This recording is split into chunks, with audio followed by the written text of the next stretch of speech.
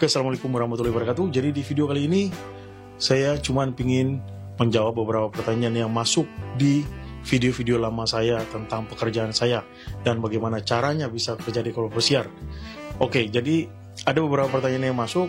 Yang pertama adalah yang bertanya mengenai persyaratan apa aja yang dibutuhkan untuk kerja di atas kapal pesiar sebagai seorang storeman atau asisten storekeeper. Jadi yang pertama adalah untuk bekerja di atas kapal pesiar sebagai seorang storeman yang jelas udah pasti karena kita kerja di luar negeri, yang dibutuhkan adalah bahasa Inggrisnya, bisa berbahasa Inggris. Yang kedua, pengalaman kerja. Jadi pengalaman kerja harus dari bagian gudang atau gudang hotel atau gudang-gudang lainnya yang di darat. Intinya harus dari gudang. Kalaupun ada yang punya pengalaman di hotel itu juga bisa, dan tergantung nanti pada saat interview. Cuman pada dasarnya harus punya pengalaman dari gudang. Oke, dan pertanyaan selanjutnya soal umur ya. Jadi minimum itu umur 21 tahun, maksimum 35 tahun. Oke, jadi selanjutnya itu adalah harus bersedia bekerja di dalam ruangan dingin. Ruangan dingin di sini karena kita punya freezer, ada freezing room ya. Jadi di sini ruangan freezernya itu minimum temperaturnya adalah minus 8 derajat Celcius. Terus kita juga ada punya dairy room. Kalau dairy room itu cuma plus 4 derajat Celcius. Jadi harus bersedia kerja di ruangan dingin. Jadi kalau ruangan dingin kita kan ada meat room, ada fresh frozen, ada fish room, dan ada ice cream. Ice cream room itu minus 21 derajat Celcius. Jadi harus bersedia untuk bekerja di ruangan dingin. Oke, selain itu memang kita punya ruangan-ruangan yang dry. Itu nggak ada masalah, cuma nanti begitu di kapal tergantung penempatannya. Oke, jadi persyaratannya segitu aja. Dan kita masuk ke pertanyaan berikutnya adalah apa aja yang ditanyain pada saat interview. Pada saat interview itu pertanyaannya sebenarnya umum ya. Pertama umur, kedua pengalaman kerja, ketiga background sekolah, dan cuman itu aja sebenarnya pertanyaannya. Ya, kalau pengalaman kerja udah jelas, nanti yang ditanya pengalaman kerjanya di mana ya. Kalau di hotel, untuk gudang boleh kerja di gudang hotel atau di gudang-gudang darat atau tempat-tempat lainnya. Yang penting gudang. Dan kalaupun ada yang bilang, oh teman saya dulu cuman dari hotel aja bisa. Itu tergantung pada saat interviewnya. Dan ada juga memang yang tidak punya pengalaman gudang, bisa kerja di gudang. Nanti pada saat di interview, baru ditentukan. Oke, dan pertanyaan selanjutnya, soal job description.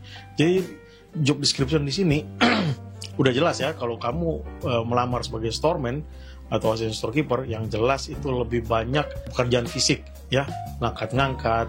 Nah, terus job description aslinya, yaitu harus melaksanakan tugas sehari-hari atau daily project yang sudah ditentukan oleh Professor Master, Asisten Professor Master, dan Storekeeper. Terus yang kedua, harus involve pada saat issuing goods. Jadi kita setiap hari itu ada ngisu makanan, minuman, atau ngeluarin orderan ya. Makanan, minuman, dan hotel supplies. Hotel supplies nggak setiap hari, biasanya 1 krus sekali atau 1 minggu sekali. Tapi yang paling sering adalah ngeluarin orderan makanan dan minuman. Selanjutnya adalah cleaning, soal cleaning ya. Jadi kita harus tetap menjaga ruangan kita atau tempat kerja kita sebersih mungkin sesuai dengan standar yang ada atau standar perusahaan. Dan selanjutnya adalah organizing ya. Jadi organizing di sini adalah menyiapkan ruangan serapi mungkin atau menata ruangan sedemikian rupa sehingga kita punya ruangan yang cukup untuk loading atau merapikan ruangan sebelum inventory count atau istilahnya stock of 6 ya. Selanjutnya adalah soal jam kerja. Oke, jam kerja di sini karena kita standarnya standar KPI ya. Jadi itu jam kerjanya 11 jam sehari. Nah, kalau di storeroom itu beda dengan departemen-departemen lain karena jam kerja kita itu sebenarnya boleh dibilang monoton ya. Jadi setiap hari itu masuk jam 7 pagi sampai jam 2 siang, terus off 3,5 jam, off panjang ya, 3,5 jam, masuk lagi 17.30 atau jam 5.30 sampai jam 22.00. Tapi dari jam 7 sampai jam 2 nanti itu sudah termasuk di dalamnya ada lunch break 1 jam dan coffee break 30 menit. Ya, jadi bukan kerja lempeng sampai jam 2, enggak. Di situ ada jam makan 1 jam dan 30 menit untuk coffee break. Kalau ditotalin sebenarnya itu jam kerja kita kurang dari 11 jam. Ya, jadi rata-rata itu 10 jam. Dan ada juga yang nanya, kalau kita mau turun jalan-jalan di pelabuhan, bisa nggak bang? Bisa banget. Kan nanti dari jam 2 sampai jam 5.30 itu kamu punya 3,5 jam. Jadi kamu mau jalan-jalan 3,5 jam kayaknya cukup ya. Karena kita kapal pesiar, yang namanya kapal pesiar kan nggak pernah lama di pelabuhan. Syukur-syukur sebulan sekali ada overnight, tapi itu pun jarang. Rata-rata kita masuk jam 7 pagi, sandar jam 7 pagi udah berangkat lagi jam 6 sore.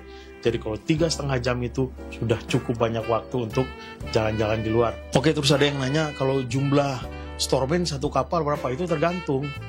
Kalau di kapal yang gede itu bisa totalnya itu termasuk kamu profesi master itu sekitar 8 orang. Kalau kapal yang agak kecilan itu cuman 5 orang ya. Itu yang paling kecil 5 orang, kalau yang paling gede 8 orang. Tergantung jenis kapalnya. Kalau untuk storeroom sih yang paling capek itu adalah pada saat loading. Karena kalau loading itu kita mulai masuk jam 7 pagi, loading misalnya loading tuh mulainya kan sekitar jam 8, setengah 9, cuman kita udah mulai masuk jam 7 pagi itu bisa lempeng straight, kita bisa kerja straight sampai jam 5. Tergantung banyaknya loading. Kadang jam 3 udah selesai, kadang jam 4 sudah selesai.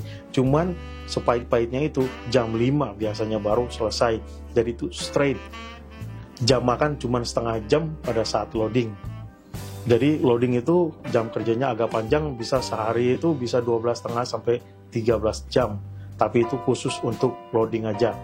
Oke, jadi semoga video ini bisa menjawab semua pertanyaan-pertanyaan yang masuk di video lama saya. Dan akhirnya kalau misalnya masih ada yang kurang, yang masih ingin bertanya, silahkan tulis di kolom komentar. Insya Allah nanti saya bikin video di video-video selanjutnya. Dan akhirnya sampai di sini dulu video saya. Dan saya Yos Burhanuddin. Thanks for watching. Sampai ketemu di video-video selanjutnya. Ciao.